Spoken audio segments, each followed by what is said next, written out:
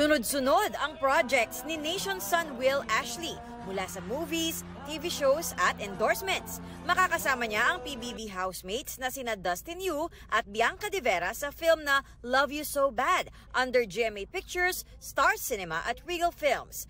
Mapapanood din soon si Will sa isang episode ng Daig Kayo ng Lola Ko na ipalalabas sa September.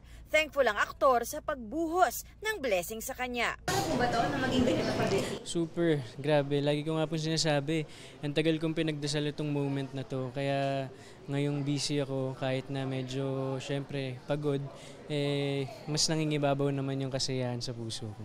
Nakalatag na rin daw for investments and savings ang kanyang finances. Inuna ni Will ang bahay para sa kanyang pamilya. Priority ko po ngayon is para sa sarili ko and for my family. Unti-unti, nabubuo ko na yung dreams ko before. Ngayon po may mga plano na rin kami ng mom ko kung ano yung mga gagawin po namin. But at the same time, syempre, gusto ko rin po i-make sure na yung money ko makaka-save din po ako ng tama. Kailangan din po siya para sa mga emergency. Hindi natin masabi ang buhay, hindi natin masabi ang takbo ng panahon.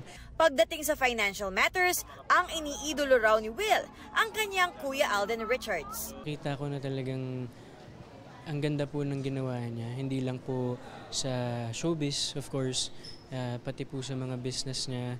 Napakarami po niyang pinag-investan and I think isa po yun sa gusto kong tahakin na path. Athena Imperial updated sa Showbiz Happenings.